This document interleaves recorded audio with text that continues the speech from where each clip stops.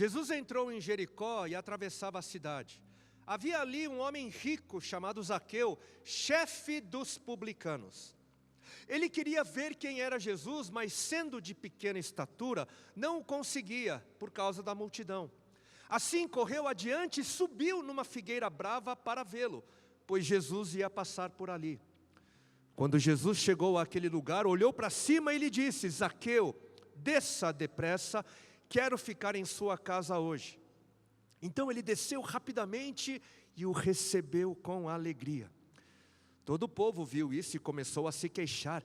Ele se hospedou na casa de um pecador. Mas Zaqueu levantou-se e disse ao Senhor: olha, Senhor, estou dando a metade dos meus bens aos pobres. E se de alguém extorquir alguma coisa, devolverei 4 vezes mais. Jesus lhe disse: hoje houve salvação nesta casa. Lucas 18, capítulo anterior. Lucas 18, a partir do versículo 18. Outra história bastante conhecida. A história de Jesus e o homem rico, ou do jovem rico, como é mais conhecido. A partir do versículo 18, certo homem importante lhe perguntou: bom mestre, que farei para herdar a vida eterna? Por que você me chama de bom? Respondeu Jesus. Não há ninguém que seja bom a não ser somente Deus. Você conhece os mandamentos: não adulterarás, não matarás, não furtarás, não darás falso testemunho, honra teu pai e tua mãe. A tudo isso tenho obedecido desde a adolescência, disse ele. Ao ouvir isso, disse-lhe Jesus: falta ainda uma coisa. Venda tudo o que você possui e dê o dinheiro aos pobres, e você terá um tesouro nos céus. Depois venha e siga-me. Ouvindo isso, ele ficou triste, porque era muito rico. Vendo-o, porém, entristecido, Jesus disse: como é difícil aos ricos entrar no reino de Deus. De fato, é mais fácil passar um camelo pelo fundo de uma agulha do que um rico entrar no reino de Deus. E o último texto em Lucas 21, 3 capítulos para frente, outro texto bastante conhecido sobre a oferta da viúva pobre. A partir do versículo 1. Estando Jesus no templo, observava os ricos depositarem suas contribuições na caixa de ofertas. O texto de Marcos, ele também narra esse mesmo episódio. E lá no capítulo 12, o texto de Marcos vai complementar dizendo que Jesus se sentou perto da caixa de ofertas e observava a todos que contribuíam. Versículo 2, então uma viúva pobre veio e colocou 2 moedas pequenas. Jesus lhes disse: eu lhes digo a verdade, esta viúva pobre deu mais do que todos os outros. Eles deram uma parte do que lhes sobrava, mas ela, em sua pobreza, deu tudo o que tinha. Oremos.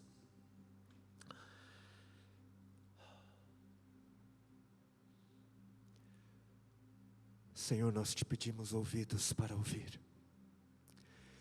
Pedimos um coração pronto para ouvir a tua voz, ouvir a tua palavra, Senhor.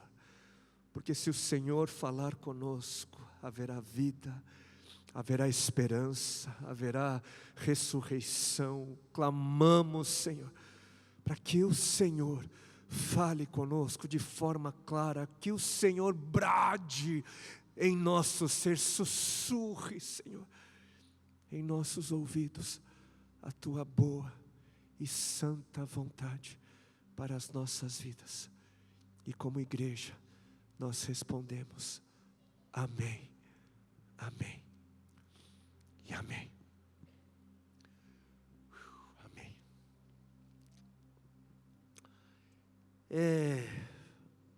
Como foi dito há pouco, falta muito pouco tempo para nós celebrarmos o nosso primeiro ano como igreja Livres, glória ao Senhor por isso.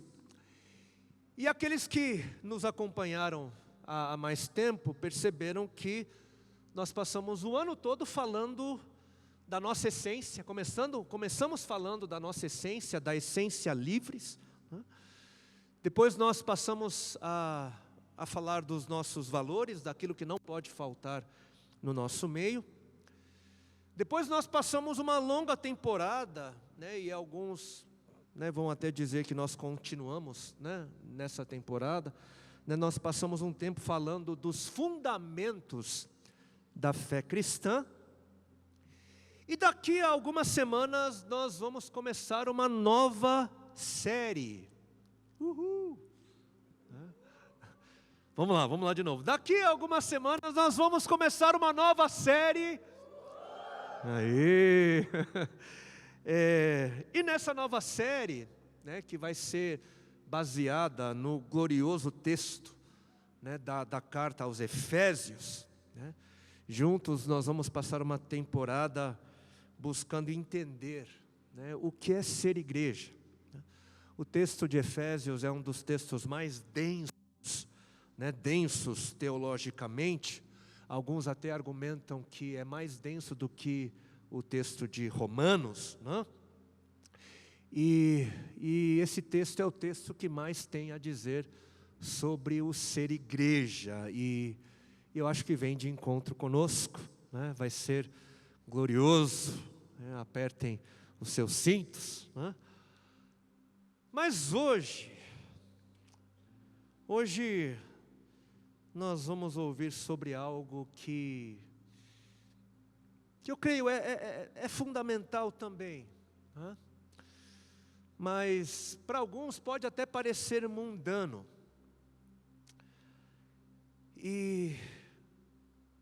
mas é muito importante, inclusive é até mais santo. O assunto é mais santo do que muita gente pensa. Como vocês podem ter percebido no telão, hoje nós vamos ouvir a primeira parte, né, dessa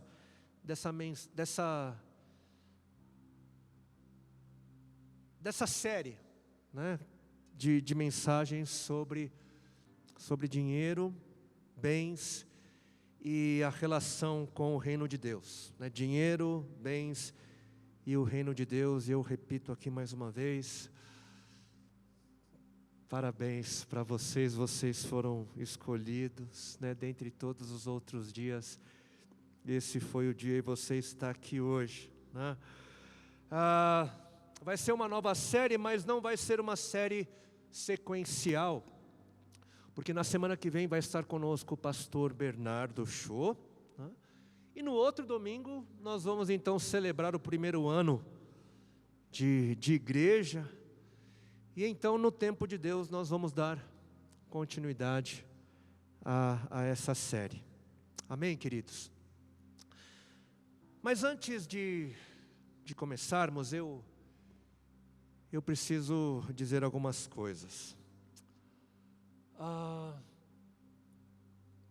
Antes dos nossos primeiros cultos presenciais, nós passamos um tempo de mesa.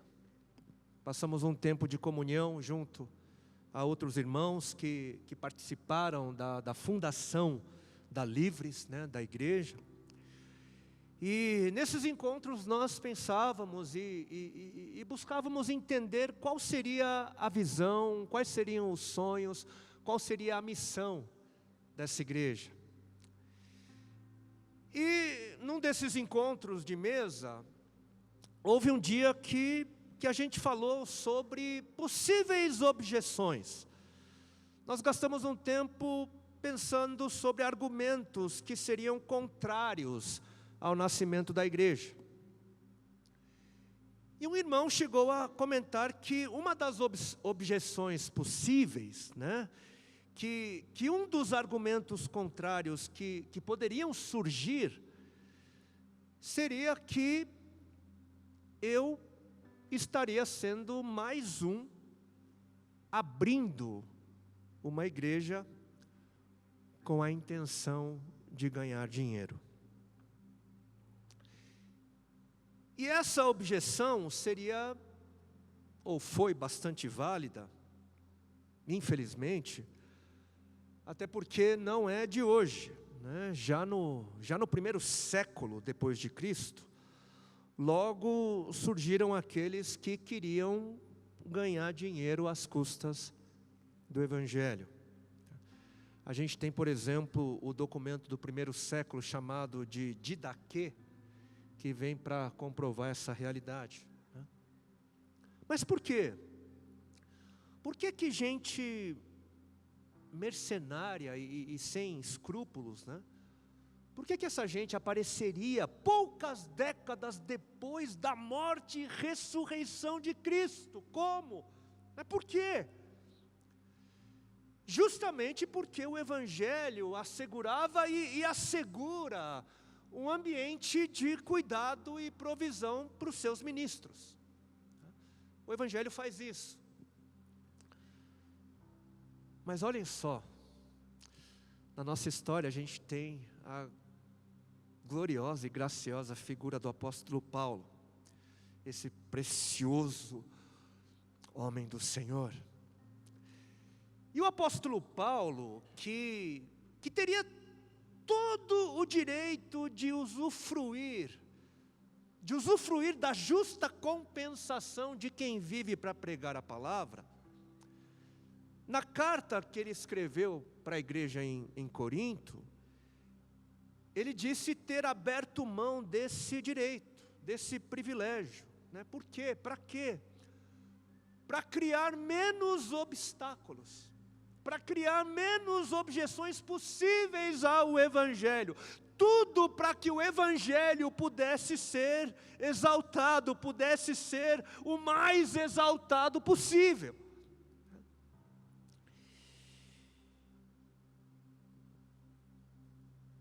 E embora o apóstolo Paulo não tivesse sugerido isso a outros, seguindo o exemplo dele, pela graça do Senhor, eu e a minha esposa, desde o início, nós decidimos servir de forma voluntária como pastores dessa igreja, juntamente com todos os seus sonhos e a sua missão, né, pela graça do Senhor. E eu sei que já nos primeiros meses, né, gente daqui ouviu de gente de casa, né, a pergunta do tipo: você está dando dinheiro para pastor? E se esse é o seu caso, pela graça do Senhor, você pode dizer que não, né, que o pastor da sua igreja, assim como o apóstolo Paulo, né, e o apóstolo Paulo fazia tendas e vendia tendas, né? O seu pastor, assim como o apóstolo Paulo, tem uma outra fonte de renda e tem um propósito diante do Senhor de não receber por aquilo que ele faria por dinheiro nenhum. E eu peço ao Senhor que assim seja perpetualmente, né? Que eu e a minha casa nunca precisemos depender, digamos assim, da igreja, né? Mas entendam que isso não é errado, tá? Por favor, queridos, muito pelo contrário, isso é justo e foi determinado pelo Senhor, né? O trabalhador é digno do seu salário. Mas olha só, o apóstolo Paulo também, ele chegou a dizer que ele preferia morrer a perder o privilégio de poder pregar sem cobrar nada. Isso está lá em 1 Coríntios capítulo 9, né? E se o Senhor entender, né, que assim seja bom e justo, eu tenho clamado e clamo por esse privilégio. Mas por quê? Por que eu me vejo, ou eu me vi na necessidade de compartilhar isso? Sim, por causa do nosso assunto de hoje, mas também porque existem, infelizmente, muitas histórias tristes.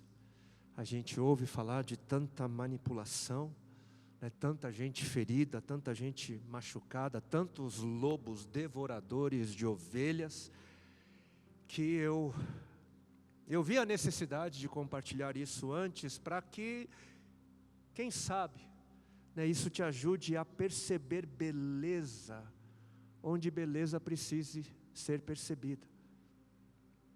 Apesar de tudo que tem sido feito. Porque existe beleza, apesar de tudo que tem sido feito.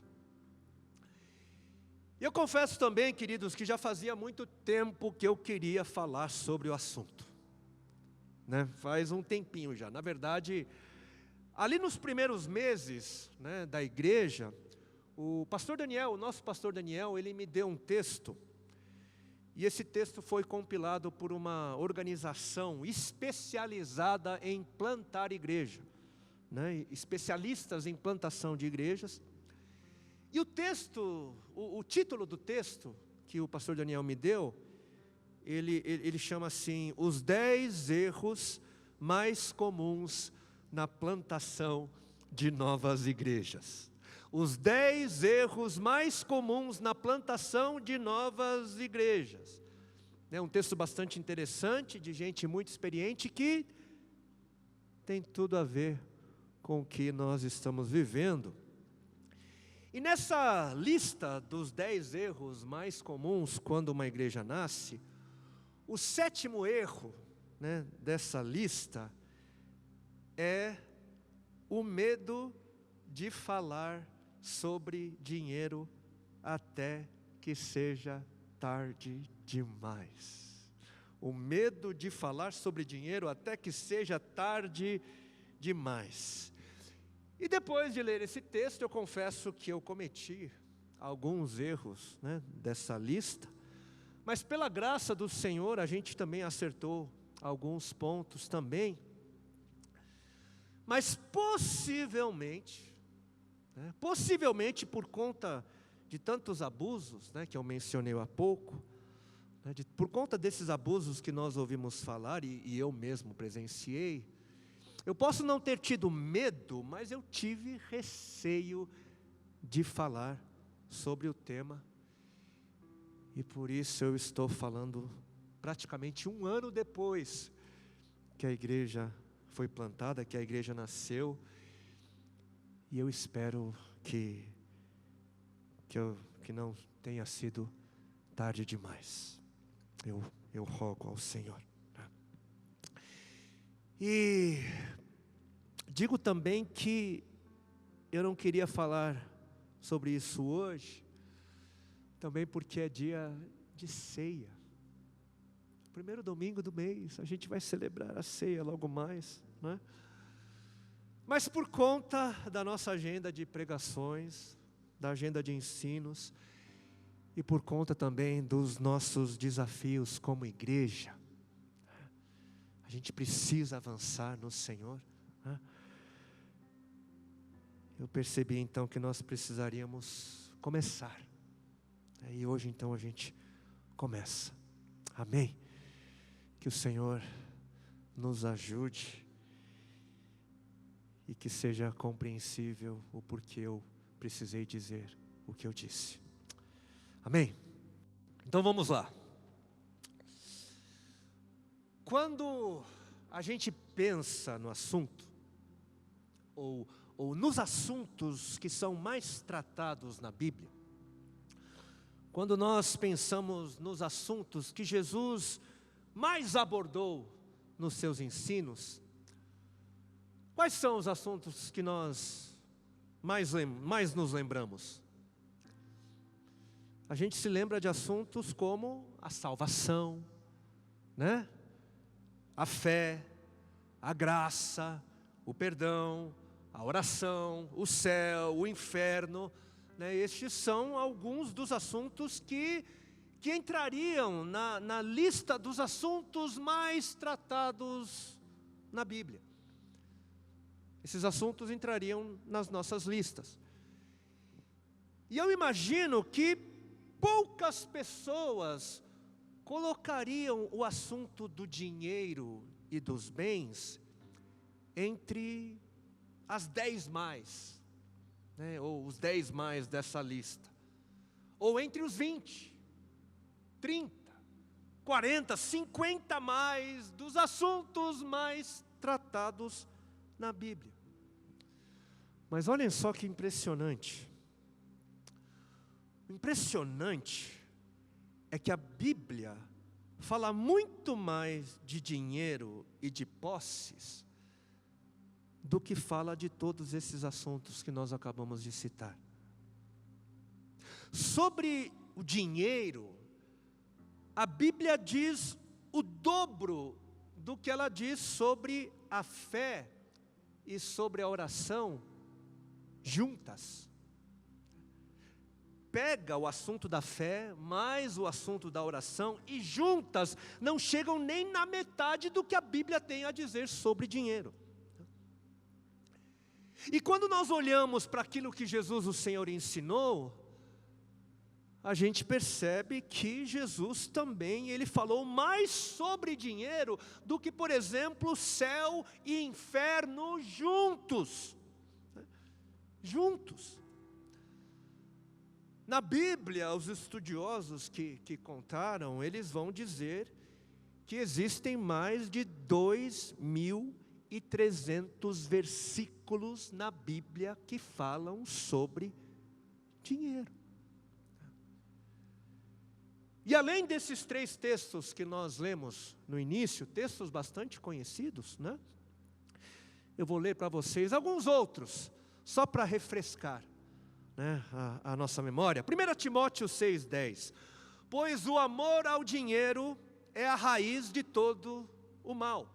E alguns, por tanto desejarem dinheiro, desviaram-se da fé e afligiram a si mesmos com muitos sofrimentos. Salmo 62:10.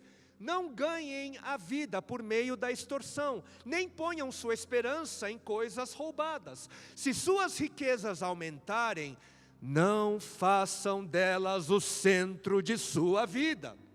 Lucas 12:34. Onde estiver o seu tesouro, ali também estará o seu coração. Eclesiastes 5:10.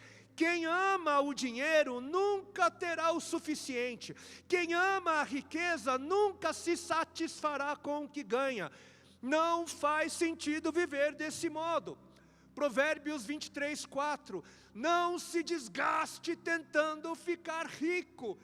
Tenha discernimento para saber quando parar. Hebreus 11:5. Que a vida de vocês seja isenta de avareza. Ou seja, não sejam pão duros, mesquinhos. Contentem-se com as coisas que vocês têm. Porque Deus disse, de maneira alguma deixarei você.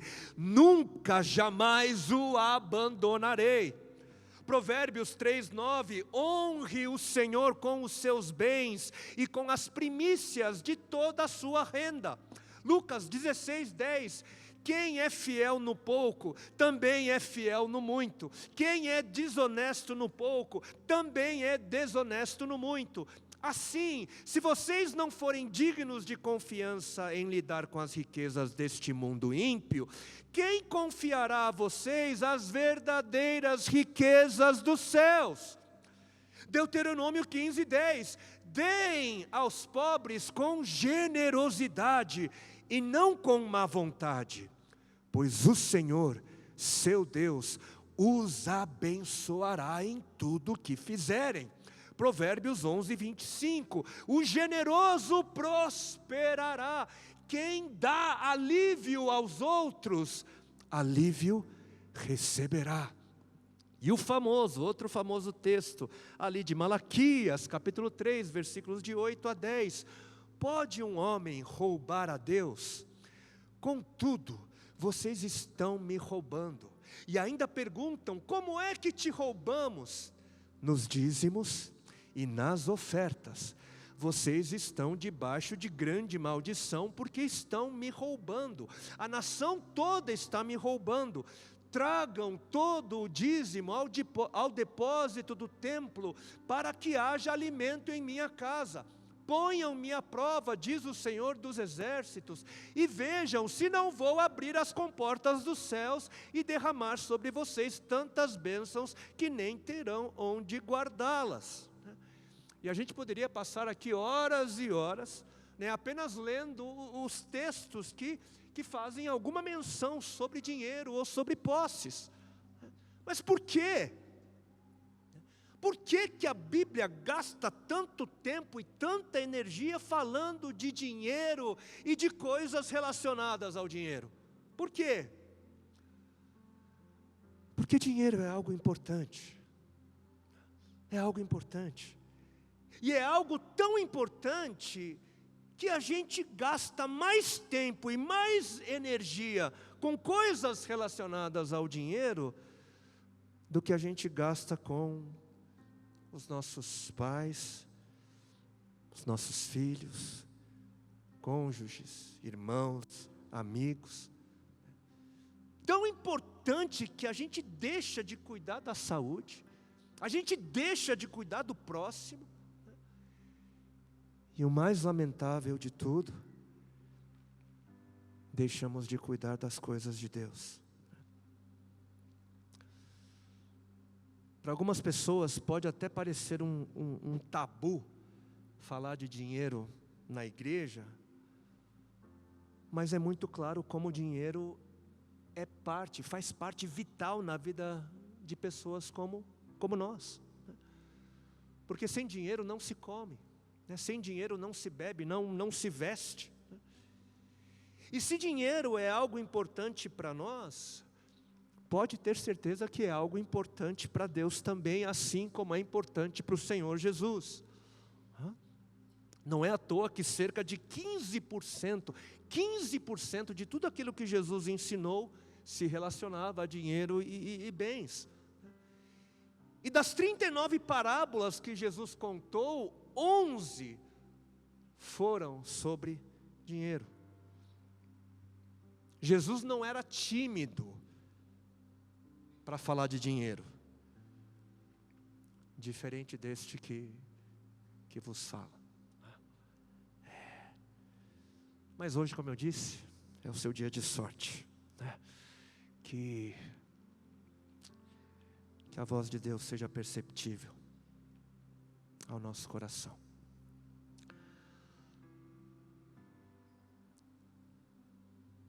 Tem um livro escrito em inglês, não tem em português, intitulado Money Matters, ou Dinheiro Importa, que foi escrito pelo Dr. Paul Stevens e o Dr. Clive Lim.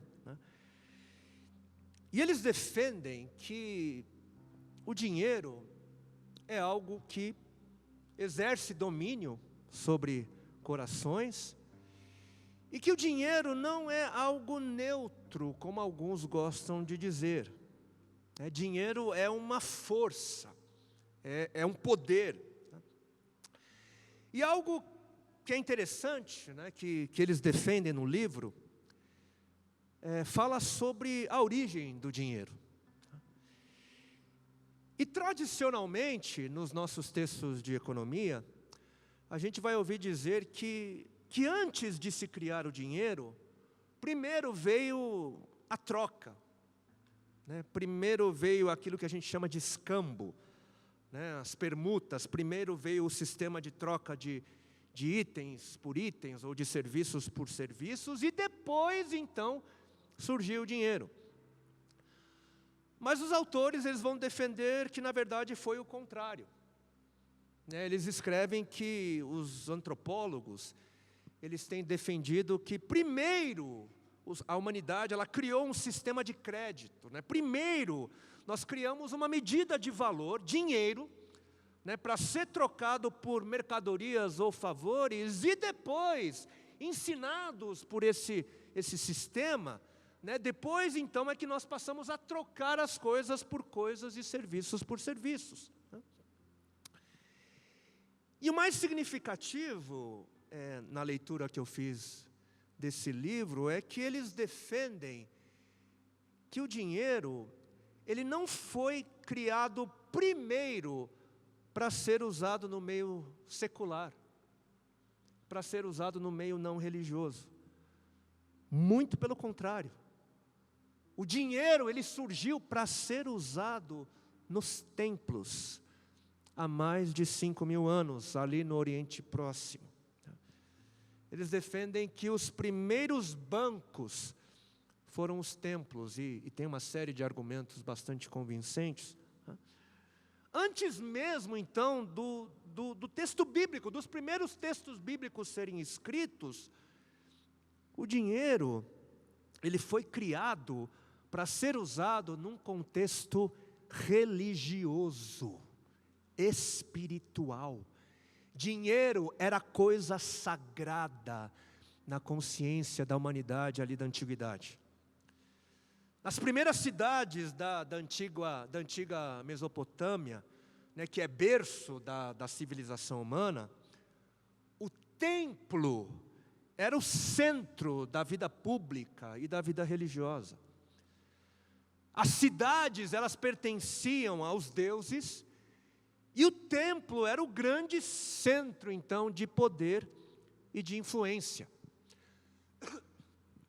E vejam só, era no templo onde os bens de consumo, como grãos, comida, era ali, era no templo, guardado no templo. E a distribuição desses bens de consumo eram organizadas, eram feitas pelos sacerdotes.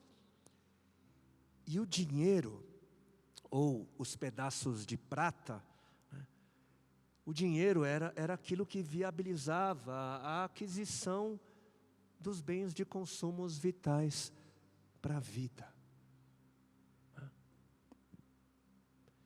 Dinheiro é importante, mas não é neutro. Ele nasce de espiritualidade. Tem uma alma, eles argumentam. E tem tanta alma que o dinheiro exige devoção. E a gente percebe que muita gente é escrava do dinheiro, é serva do dinheiro. Mateus 6:24, Jesus disse que não se poderia servir a Deus como se serve ao dinheiro.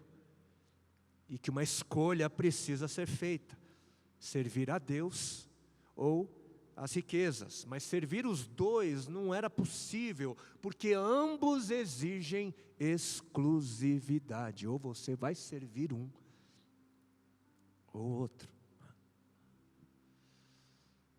Martinho Lutero, ele chegou a dizer que uma pessoa precisaria passar por 3 tipos de conversões. Primeira, a conversão da razão. A segunda, a conversão do coração. E a terceira, a conversão da carteira. Por quê? Porque existe uma conexão fundamental entre a nossa espiritualidade e como nós lidamos com o dinheiro. Existe uma conexão entre a nossa espiritualidade e como lidamos com o dinheiro. Uma conexão entre o nosso amor a Deus e como agimos em relação aos nossos bens. Que na verdade não são nossos, mas isso a gente vai ver depois, mais para frente. Voltando então para os textos que nós lemos no início. Primeiro vamos para a famosa história de Zaqueu. Zaqueu, como nós percebemos, era um homem rico. Ele era chefe dos publicanos, ou seja, ele era chefe dos cobradores de impostos. E naquela época, um judeu, ele poderia ter esse privilégio, viver esse privilégio de ser um publicano, de ser um cobrador de imposto, né, pagando a quantia certa. Né. Você pagando uma certa quantia, você conseguiria então adquirir o privilégio de servir o Império Romano, né, como um cobrador de imposto em nome de Roma, um publicano. Mas por que alguém pagaria, né, um valor considerável para ser um publicano? Alguém pode perguntar. E isso era porque a prática comum, e todo mundo sabia disso, era que os publicanos, eles cobravam um pouco mais do que o imposto que era devido a Roma, e ficavam com a diferença, né? Ficavam ricos de forma ilícita, né? E obviamente Zaqueu, como o chefe dos publicanos, ele também participava do esquema. A gente não vê nenhuma novidade nisso, né? Mas Zaqueu, ele sendo judeu, ele ouviu falar de Jesus. E ao ouvir falar de Jesus, algo deve ter acontecido no coração dele. Que fez ele o quê? Fez ele desejar ver a Jesus, ter um encontro com Jesus, a ponto de se humilhar, sendo quem ele era, subindo em uma árvore. E Jesus leu o coração de Zaqueu e escolheu passar um tempo com ele. E assim como em todos os lugares onde Jesus passava, o Senhor ele deve ter pregado, deve ter ensinado, né, sobre o reino dos céus. E Zaqueu então ele passa por uma experiência de conversão, ele creu em Jesus, ele confiou nas palavras de Jesus, confiou em Jesus, teve fé em Jesus. E como consequência da fé, como consequência de um coração transformado, o que foi que Zaqueu disse? Eu vou dar metade dos meus bens aos pobres, estou dando. E se de alguém eu extorquir alguma coisa, devolverei 4 vezes mais. E qual foi a resposta de Jesus quando ele ouviu Zaqueu dizendo isso? Hoje houve salvação nessa casa. Vocês percebem, queridos, Jesus, ele relacionou o coração transformado, né, de Zaqueu em relação às riquezas. Ele relacionou esse novo coração em relação às riquezas com a salvação de Zaqueu. Ele fez um elo. A salvação de Zaqueu tinha a ver com como ele disponibilizaria os recursos que tinha para a glória de Deus e para o cuidado do próximo. Sim, nós somos salvos pela fé, é pela fé que somos salvos. Zaqueu também foi salvo pela fé, e a fé, ela nos faz ter uma relação bastante diferente com os nossos bens do que a relação que o mundo tem. Metade para os pobres e uma boa parte para corrigir o erro que ele havia, né, cometido quando havia sido desonesto. E no segundo texto que nós lemos hoje, outro texto, como eu disse, bastante conhecido, é o texto do jovem rico, né, como alguns gostam de dizer. Esse jovem ou homem rico, ele era uma pessoa reta, a gente percebe, uma pessoa justa, referencial, trabalhadora, que obedecia à lei de Deus desde a adolescência. E ele perguntou para o Senhor, perguntou para Jesus se estava faltando algo para ele herdar a vida eterna. E a resposta de Jesus foi: falta em você uma coisa. E o que faltava nesse homem não era escassez, mas era o excesso. E já que o que faltava era excesso, Jesus disse: venda tudo o que você possui e dê o dinheiro aos pobres, e siga-me. Seja livre para me seguir. Isso te prende, isso te segura. Seja livre e me siga. Tudo o que ele pensava possuir, na verdade, possuía ele. Ele era um escravo. E ouvindo isso, o homem ficou triste. Ficou triste. Por quê? Porque era muito rico. Tinha muita coisa. E Jesus disse o quê? Como era difícil para quem tem falta por ter muito, né? Como era difícil para quem é escravo das riquezas entrar no reino de Deus.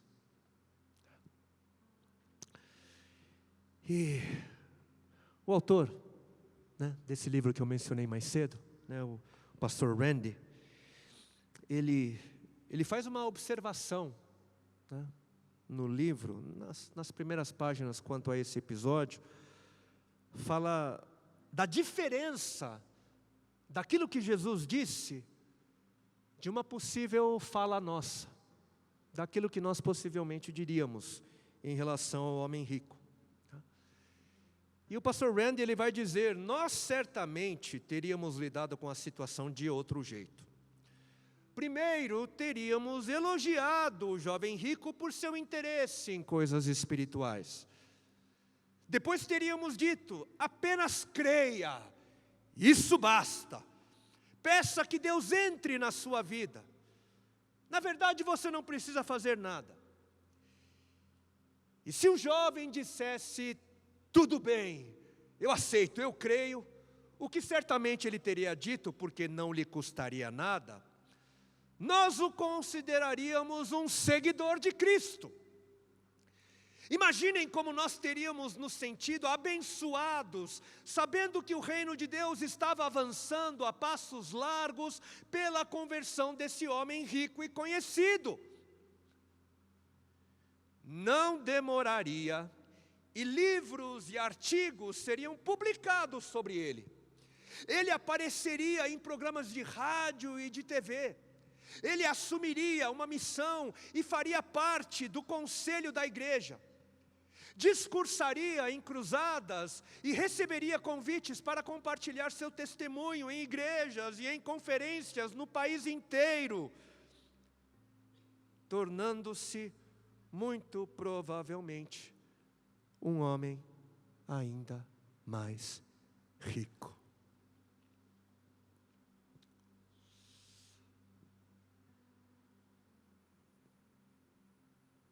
Se eu não estou enganado,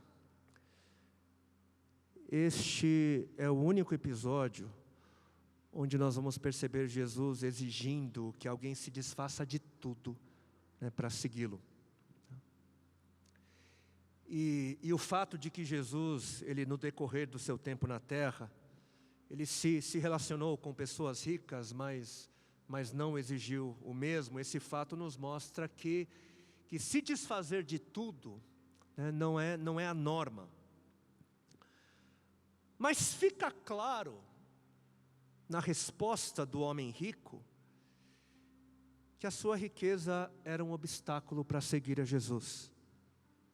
Fica claro que no caso desse homem, Jesus ele foi preciso no diagnóstico. Ele foi preciso naquilo que ele pediu.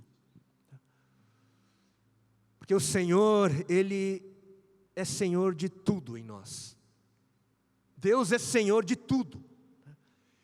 E Ele não só pode, como Ele quer interferir em como nos relacionamos com as pessoas, quer interferir em como nos relacionamos com a criação, como nos relacionamos com o nosso corpo.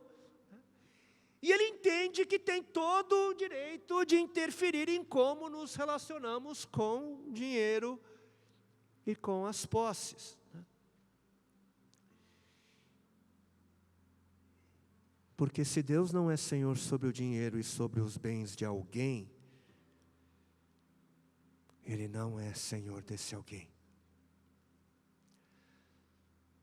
Assim como Jesus julgou o coração de Zaqueu com base na sua disposição de abrir mão das suas posses, Ele julgou o coração do homem rico com base na falta de disposição de abrir a mão, de abrir mão de suas posses.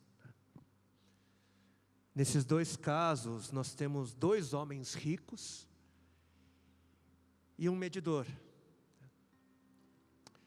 E o medidor, tanto para a salvação quanto para a condenação, o indicativo foi a maneira de como eles lidaram com o dinheiro.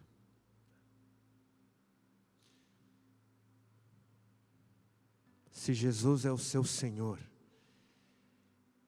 Ele quer que você entenda que Ele é Senhor de todas as áreas da sua vida, inclusive a financeira. Senão, Ele não é o seu Senhor.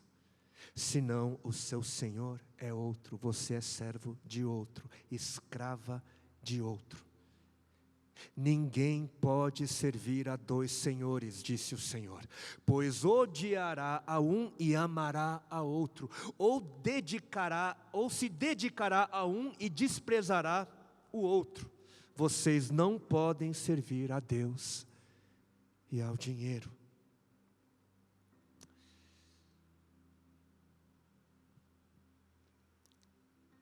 E para finalizarmos essa nossa primeira fala introdutória, nós vamos então para o terceiro texto lido hoje.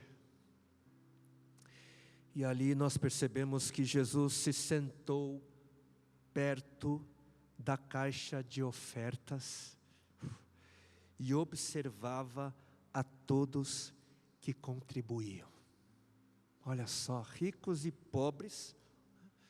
Jesus, ele de forma bastante intencional, ele vai lá e senta, né? E a mulher, a viúva, ela deposita 2 moedinhas, e Jesus disse: eu lhes digo a verdade, esta viúva pobre deu mais que todos os outros. Como assim deu mais? Deu mais o quê? O que Jesus estava medindo? O que Jesus estava observando? E ele comenta: os ricos deram uma parte do que lhes sobrava, mas ela, em sua pobreza, deu tudo o que tinha. A maneira como nós lidamos com os recursos que pensamos ser nossos, diz muito sobre os nossos corações. Deus tem tanto interesse nesse assunto que o texto bíblico ele faz questão de dizer que Jesus se sentou perto das caixas de oferta, sentou perto, intencionalmente, para quê? Para ver de perto, para observar. Eu não sei se você participou do momento de ofertório de hoje. Eu não sei se você participou desse momento de generosidade, né, durante a semana. Né?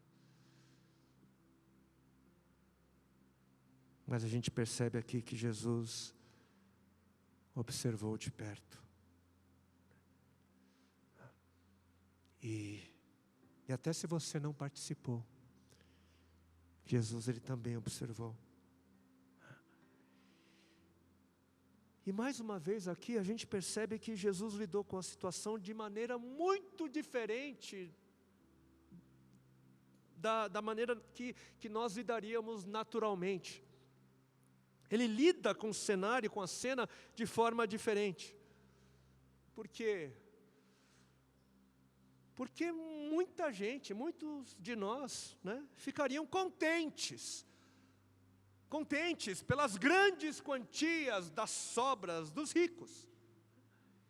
E pouca gente se impressionaria, né? Poucos de nós nos impressionaríamos, né? E teríamos os nossos corações aquecidos por pequenas moedas de viúvas pobres, de gente pobre.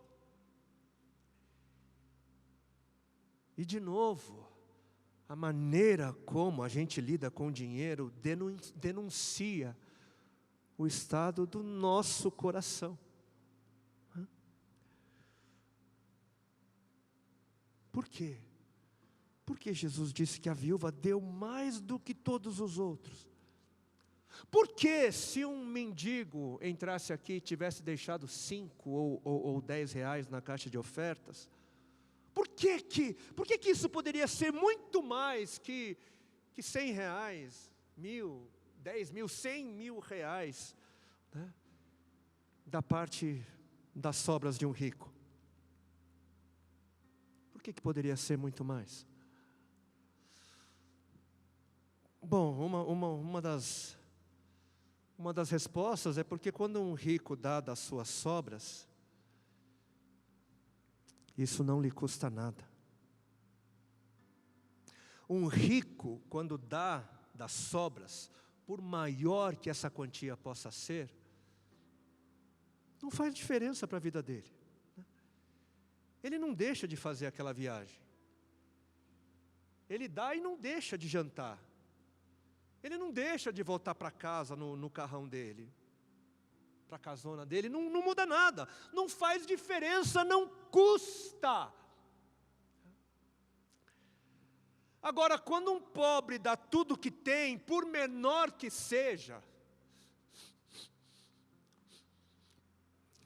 custa uma refeição. Quando um pobre dá tudo o que tem, significa que ele vai ter que voltar para onde ele mora a pé. Ou seja, custa. Faz diferença. É um estado diferente de coração. E o rei Davi,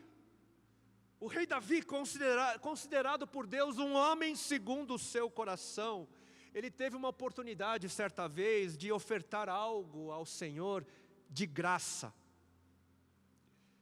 E o que é que ele disse? Uma frase icônica. Ele disse: eu não darei oferta ao Senhor que não me custe nada. Ou seja, eu não darei oferta que não demonstre a condição do meu coração voltada ao meu Senhor. Eu não darei oferta que não demonstre o meu amor, que não demonstre o apreço que eu tenho pelo Senhor.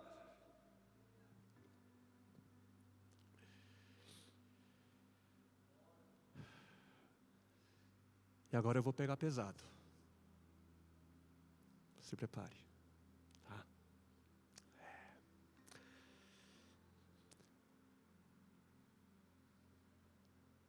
Quem são os ricos? Cuidado, para não apontar o dedo. Você tem celular? Você tem renda recorrente? Você está precisando fazer uma dieta?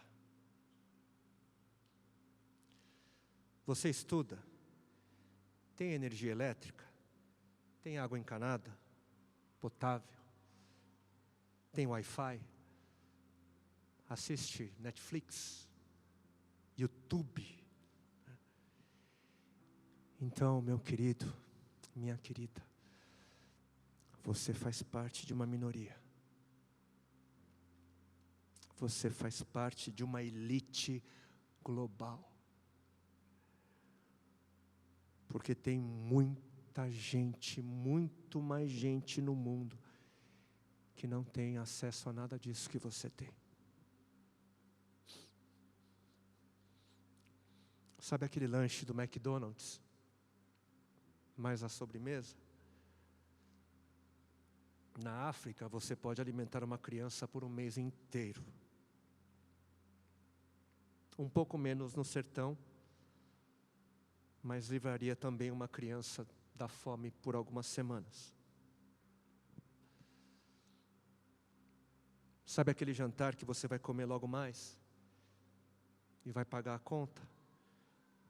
Pois é. O mesmo valor alimentaria não sei quantas famílias um mês inteiro ou até mais.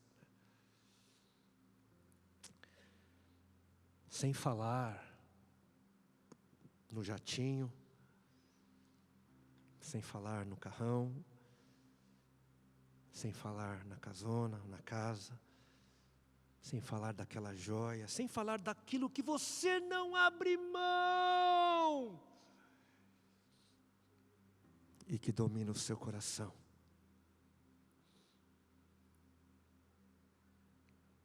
Deus observa. Para Deus importa.